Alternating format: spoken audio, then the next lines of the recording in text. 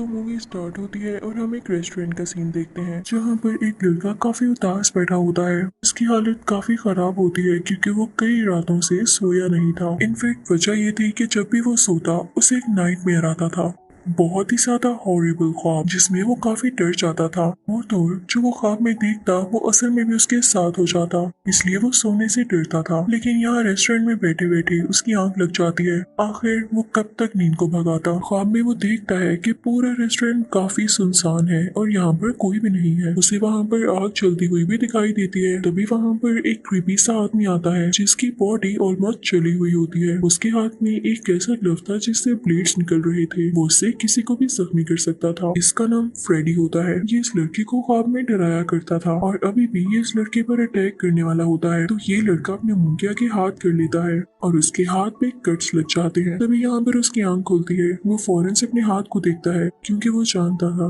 जो ख्वाब में हुआ वो असल में भी हुआ होगा। उसका हाथ यहाँ पे वाकई में कटा होता है और उससे खून आ रहा होता है। वो अपने खून को साफ करने लगता है और तभी वहाँ पर उसकी दोस्त आ जाती है। वो ब्लॉन्ड बालों वाली लड़की होती है। वो अपनी दोस्त को समझाती है ये तुम्हारा वहम भी तो हो सकता है, तुम्हारी इमेजिनेशन भी हो सकती है और कहीं तुम खुद को ही तो जख्मी नहीं कर देते। तो उसका दोस्त उसे बताता है नहीं, मैं तुमसे कह रहा हूँ ना कि जब भी मैं सोता हूँ मुझे बहुत खौफनाक ख्वाब आता है। फ्रेडी मेरे पीछे लगा होता है, ये हाथ भी उसी ने जख्मी किया है। मैं कई रातों से सो नहीं पा रहा। लेकिन उसकी दोस्त उस पर यकीन नहीं कर रही होती। तभी उस लड़की की दोबारा से आंख लग जाती है। उसे ख्वाब में दोबारा से फ्रेडी दिखाई देता है। उसके ख्वाब में फ्रेडी उसे मार रहा होता है। लेकिन रियल वर्ल्ड में जब उस लड़के की दोस्त और वहाँ पर मौजूद एक वेट्रेस जिसका नाम नैन्सी होता है वो ये सब देख रहे होते हैं, तो वो लड़का खुद ही अपना गला काट रहा होता है। उसके हाथ में एक नाइफ होती है जिससे वो अपना गला काट के अपनी जान ले लेता है। अब नैन्सी और वो ब्लॉन्ड बालों वाली लड़की चिल्लाने लगती है। अब अगले दिन इस लड़के का फ्यूनरल होता है।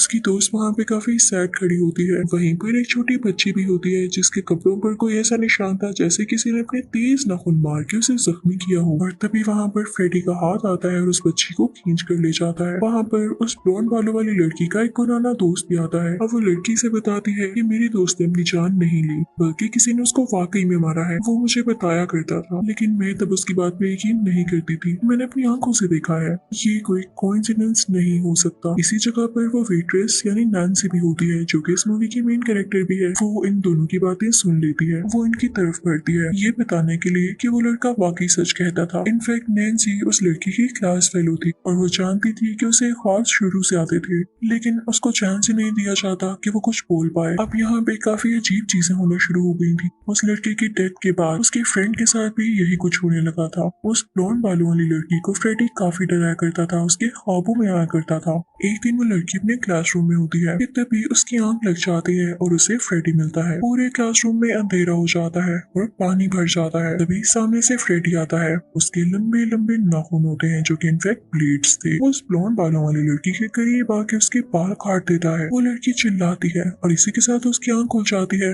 उसके क्लासमेट्स भी काफी हैरान हो रहे होते हैं कि इसको क्या हो गया। और वो लड़की जब अपनी बुक पर देखती है तो वाकई उसके बाल कटे पड़े होते हैं। वो काफी परेशान हो जाती है और बात यहीं तक नहीं रुकी थी। आहिस्ता आहिस्ता उसको और ज्यादा हॉरिबल ड्रीम्स आने लगते हैं। उसे फ्रेडी हमेशा डराया करता था। एक दिन वो काफी डरी होती है तो उससे उसका पुराना दोस्त मिलने आता है। वो उसे बताता है कि मुझे भी सेम ख्वाब आ रहा है जिसमें फ्रेडी मुझे मारने की कोशिश कर रहा है।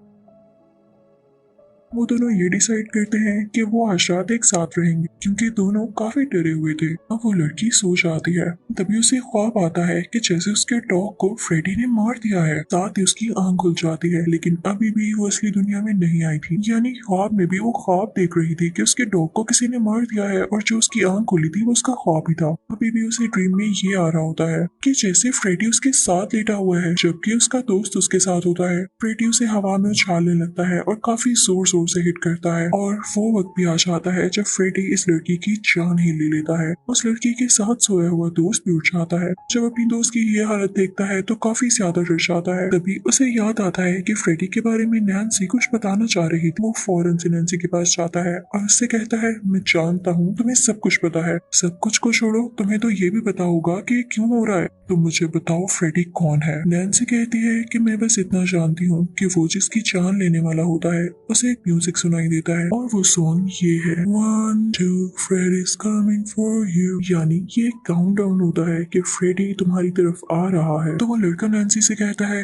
ठीक है, तुम्हें सॉन्ग के बारे में भी पता है, ये नहीं चाहता कि जो हमारे साथ हुआ वो तुम्हारे साथ भी हो, इसलिए सोना मत वरना फ्रेडी तुम्हारे ख्वाब में भी आ जाएगा। और तभी वहाँ पर पुलिस आ जाती है। उनको ये लग रहा होता है कि ये लड़का अपने दोस्त के घर गया था, उसी रात उसकी डेथ हो गई, तो इसी ने उसका मर्डर किया होगा। पुलिस इस लड़के को अरेस्ट कर लेती है और जेल में भेज देती है। लेकिन जेल में पहुंचकर भी फ्रेडी ने उसका पीछा नहीं छोड़ा था। जैसे ही उस बेचारे की आंख लगती है तो फ्रेडी उसके ख्वाब में दोबारा से आ जाता है। वो एक खाली फैक्ट्री होती है, काफी अंधेरी और खौफनाक लग रही होती है। वो लड़का उसमें चल रहा होता है और फ्रेडी भी उसके पीछे पीछे होता है। वहाँ पर वो लड़का देखता है कि उसकी दोस्त की डेड बॉडी है। एक डेड बॉडी तो वो होती है जो कि रियल वर्ल्ड में थी और हो सकता है कि वो पुलिस के पास हो, लेकिन फ्रेडी ने अपनी दुनिया में उस लड़की की डेड बॉडी यहाँ लटकाई हुई थी और अब वो इस लड़के को भी बहुत ही बुरी तरह से मार देता है। इसकी डेड बॉडी भी अपने पास लटका लेता है और रियल वर्ल्ड में भी हम देखते हैं कि इस लड़के की डेथ हो जाती है, इसका काफी खून बहने लगता है। फिर हम नैन्सी को देखते हैं जो कि काफी परेशान होती है और अपने बेस्ट फ्रेंड के साथ बैठी होती है। वो नैन्सी को बताता है कि मुझे भी हॉरर ड्रीम्स आ रहे हैं और मेरे लिए ये नाइटमेयर से ज्यादा कुछ नहीं है। अभी तक जो मेरे ख्वाब में हुआ वो असल में मेरे साथ नहीं हुआ, तो मैं इस चीज को बिल्कुल नहीं मानता कि भाई फ्रेडी आता है वो आपको मार डालता है। ये सारी बातें फजूल हैं और आपके अपने दिमाग की क्रिएशन होती है।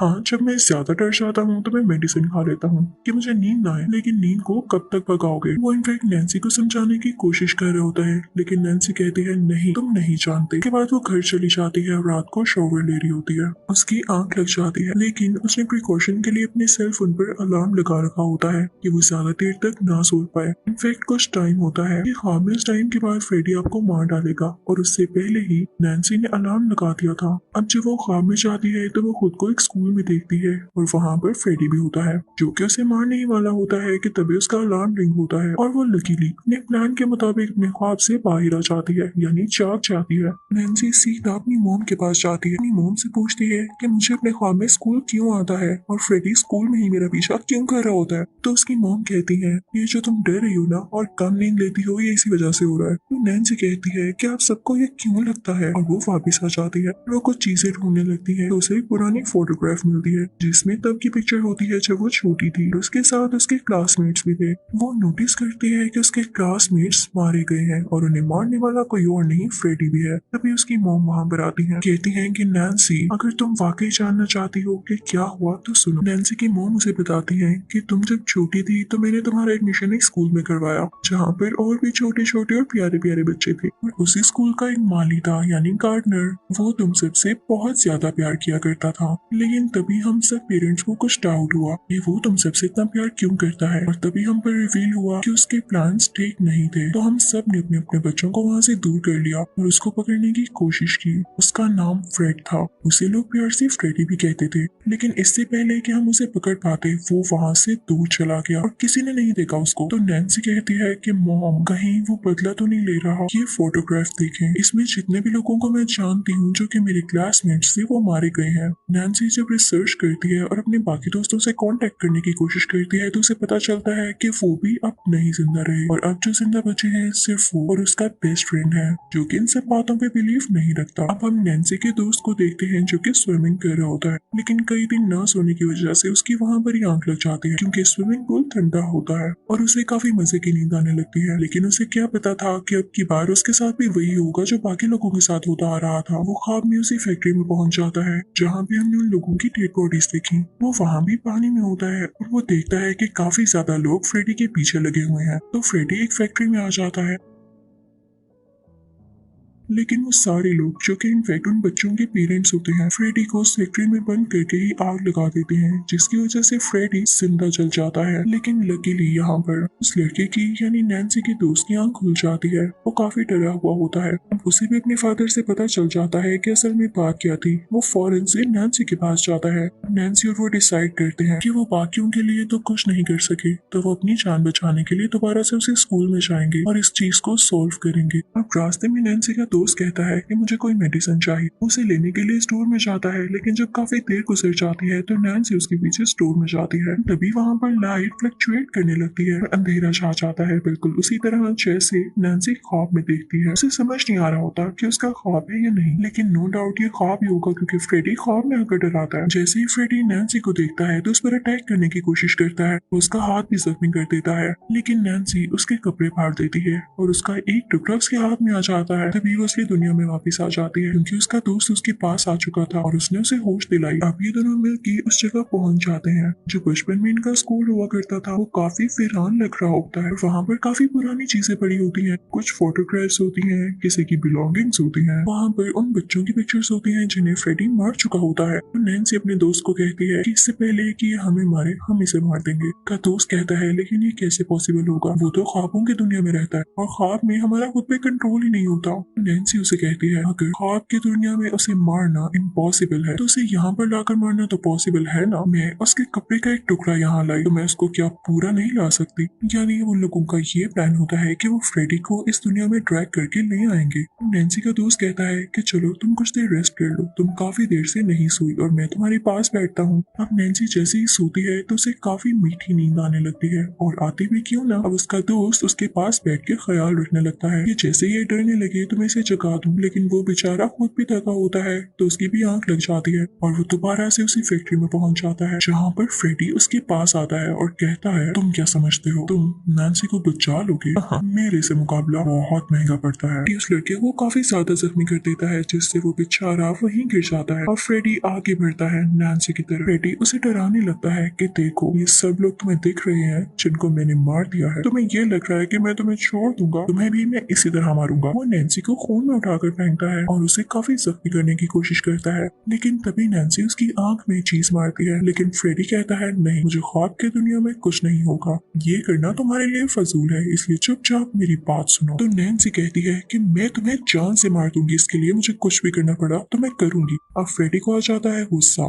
नैन्सी बेड पर होती है, फ्रेडी उसके पास आके उसे मारने ही वाला होता है कि तभी नैन्सी का दोस्त उसे नींद से जगा देता है और लकीली वो अपनी नींद से बाहर आ जाती है। लेकिन नैन्सी ने फ्रेडी को भी पकड़ रखा था जिसकी वजह से नैन्सी के साथ साथ फ्रेडी भी अब रियल वर्ल्ड में आ चुका था। यही तो नैन्सी और उसका दोस्त चाहते थे। अब उनके पास काफी अच्छा मौका था कि वो फ्रेडी को जान से मार देते, क्योंकि अगर दुनिया में उसकी जान ले ली तो समझो वो हमेशा के लिए मर गया। लेकिन फ्रेडी काफी गुस्से में होता है क्योंकि वो जानता था कि उसकी जान को खतरा है और उसे कुछ भी करके अपनी जान बचानी है। तो वो नैन्सी के दोस्त के पास जाता है और उसे काफी ज्यादा जख्मी करता है और फाइनली उसे मारने वाला होता है कि तभी नैन्सी आती है और उसका हाथ काट देती है जिस पर प्लेट्स लगे होते हैं और कुछ ही मिनट्स में उसकी गर्दन भी उसके जिस्म से लहता कर देती है। फ्रेडी का फेस ऐसे बन जाता है जैसे उसे यकीन ना आ रहा हो कि नैन्सी ने मुझे मार दिया, मुझ जैसे पावरफुल और इविल इंसान को। लेकिन बेचारा अब मर जाता है। नैन्सी उस जगह को आग लगा देती है जिससे फ्रेडी दोबारा चल जाता है और उसकी सारी की सारी चीजें भी जो कि उसने प्लान करके सेटअप कर रखी थी। नैन्सी अपने दोस्त को जो कि काफी जख्मी होता है हॉस्पिटल लेकर जाती है और उसके पास बैठकर उसे कहती है तुम जल्द ठीक हो जाओगे,